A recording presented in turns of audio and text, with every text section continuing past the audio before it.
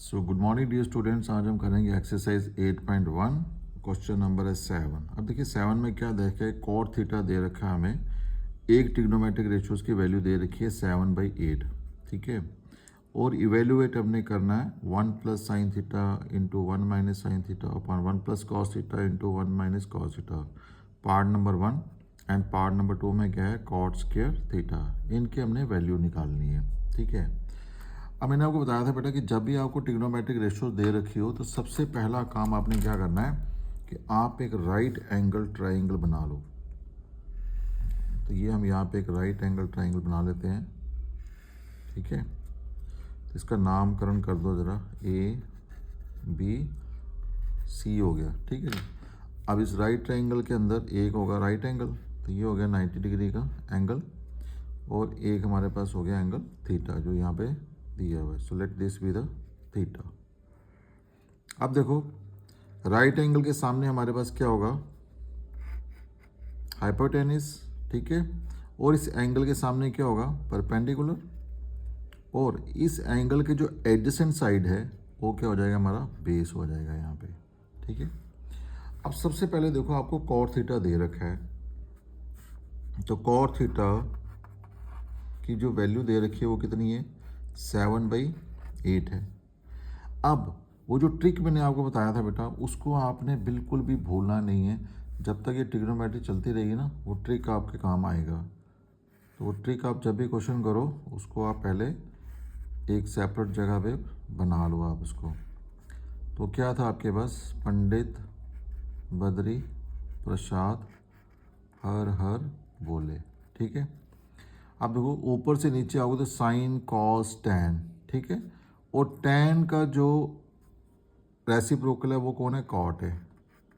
It means cot की value क्या आ जाएगी, बेस अपान परपेंडिकुलर। नीचे वाले की अगर हमने वैल्यू देखनी है तो नीचे से ही ऊपर जाना है, तो बेस अपान परपेंडिकुलर, ठीक है। तो आपके पास जो कॉट है वो क्या आ जाएगा, that is base upon perpendicular. So that is base upon में क्या आ जाएगा, परपेंडिकुलर। तो वैल्यू कितनी आ गई आपके पास, 7/8, ठीक है। नाउ लेट कर लीजिए कि जो आपके पास बेस है, बेस इज 7K, एंड जो परपेंडिकुलर है वो आपके पास क्या आ रहा है, 8K आ रहा है, ठीक है। आप देखो ना, बेस आपके पास आ गया 7K और परपेंडिकुलर आपके पास आ गया 8K, ठीक है। लेकिन हाइपो की वैल्यू आपको पता नहीं है।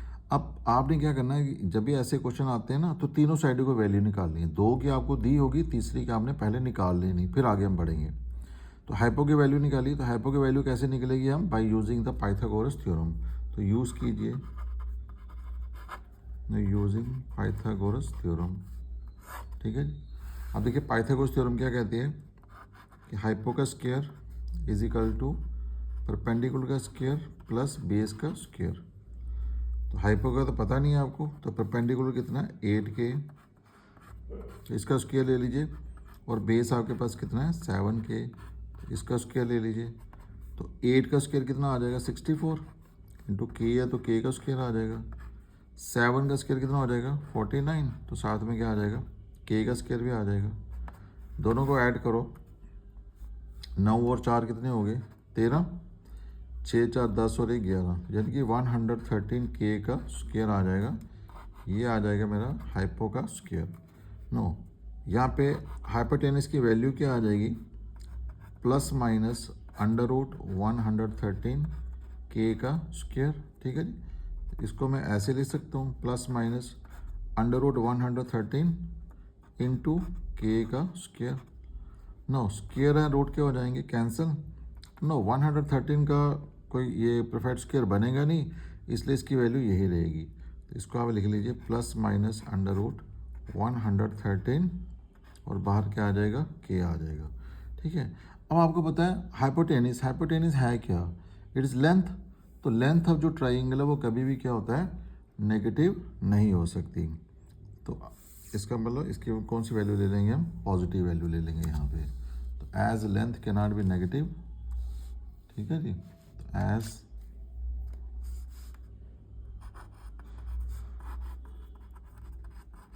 Length can not be negative, so therefore जो h की वैल्यू क्या आ जाएगी, √113, साथ में क्या आ जाएगा, k आ जाएगा आपके पास।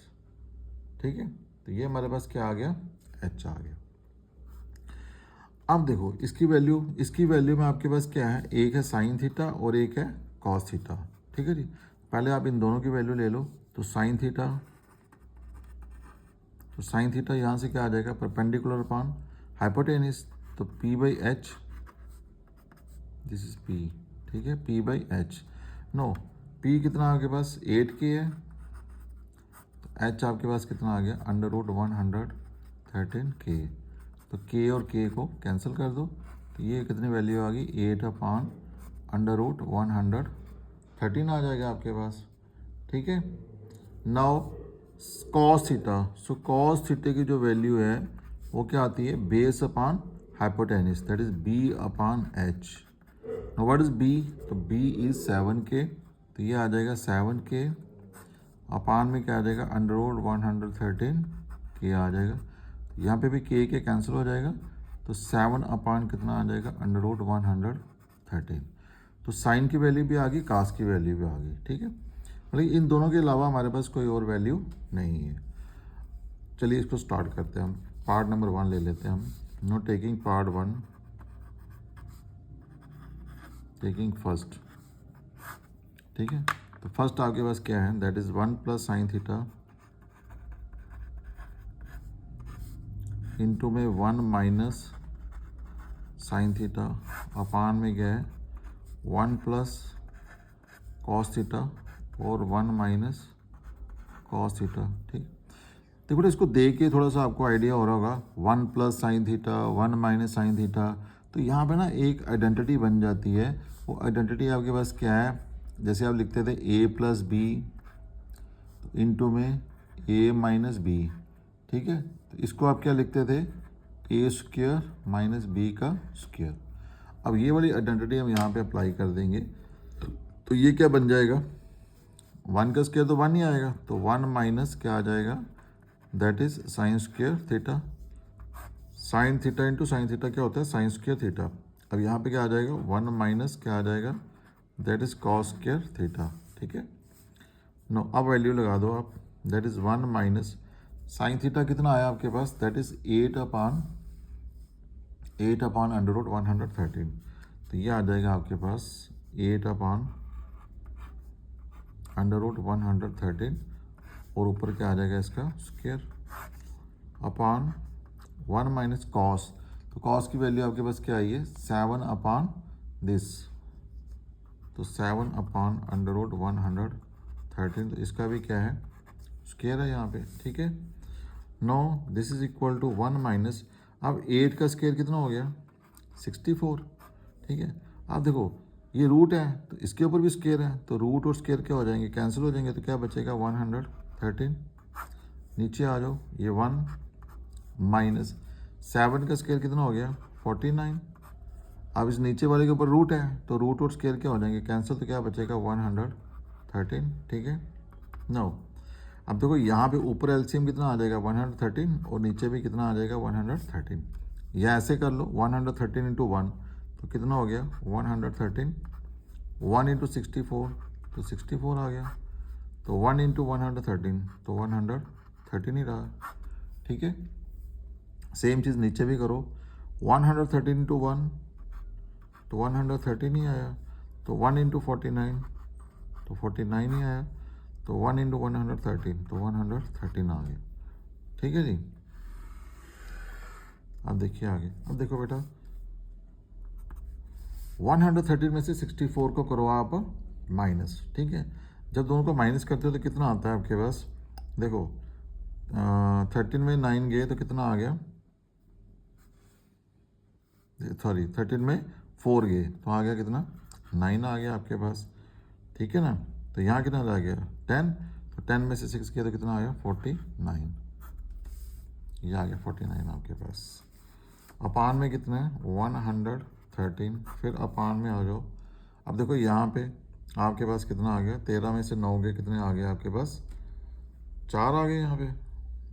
ठीक है ना, तो 4 आ गए यहाँ पे आपके पास। सो 10 में से 4 के तो कितना आया, 6 आ गए यहाँ पे, तो नीचे कितना आ गया 113। ठीक। अब देखो ये दो फ्रैक्शन है, एक फ्रैक्शन ये ऊपर वाली है और एक फ्रैक्शन ये नीचे वाली, तो दोनों को आप क्या कर रहे हो, डिवाइड कर रहे हो। तो बेटा आपको पता है कि जैसे अगर a डिवाइड्स b होता है, a डिवाइड्स b होता है तो हम क्या लिखते हैं, is equal to a into इसका रेसिप्रोकल लेते हैं हम, दैट इज़ 1/b। ठीक है जी। इस रूल को आप ध्यान में रखो। आप जैसे आप इसको ऐसे भी ले सकते हो, नहीं तो अगर दो फ्रैक्शंस हैं हमारे पास, लेट इट बी a/b है और मैं डिवाइड कर रहा हूँ c/d से।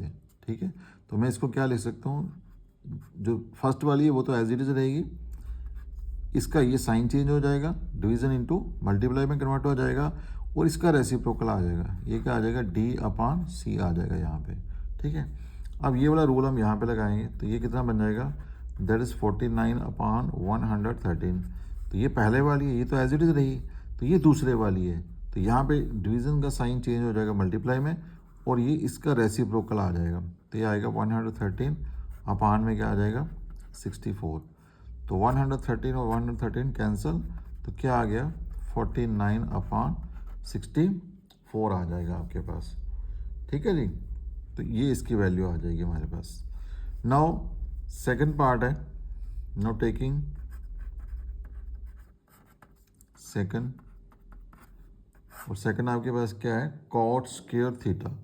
Second is cot square theta, तो कॉट स्क्वायर थीटा। अब देखो कॉट स्क्वायर थीटा को आप ऐसे लिख सकते हो, कॉट थीटे का क्या आ जाएगा, होल स्क्वायर। ठीक है जी, नो कॉट। अब कॉट की वैल्यू देखो क्या आती है, कॉट की वैल्यू आती है बेस अपान परपेंडिकुलर। यहाँ से देख लो, बेस अपान परपेंडिकुलर, तो कॉट की जगह मैं क्या लिखूंगा, बेस अपान परपेंडिकुलर, ऊपर क्या है स्क्वायर इसका। ठीक है, नो इस ट्राइंगल में देखो बेस क्या है आपके पास 7k और अपान में क्या आ जाएगा 8k, तो दिस इज 7k अपान में 8k, होल क्या आएगा स्क्वायर। नो k और k तो कैंसिल हो गया। ठीक है, तो 7 का स्क्वायर कितना हो गया 49 और 8 का स्क्वायर कितना आ गया 64। इट मीन्स कि दोनों की जो वैल्यू है वो क्या आ रही है, देखो इसकी वैल्यू भी हमारे पास 49/64 आई और इसकी वैल्यू भी हमारे पास क्या आ गई है 49/64, क्योंकि दोनों की वैल्यू जो है वो सेम ही आई है। खैर हमें इससे मतलब नहीं है कि सेम आई या डिफरेंट आए, हमने इसको इवेल्युएट करना था यहाँ पे। ठीक है, हमने इसका आंसर अलग से निकालना है, इसका आंसर हमने अलग से निकालना है। ठीक है बेटा, तो ये था आपका क्वेश्चन नंबर 7। तो hope you like the video, and if you like it please subscribe my channel and don't forget to share this with your friends also. Okay beta, thank you, God bless you.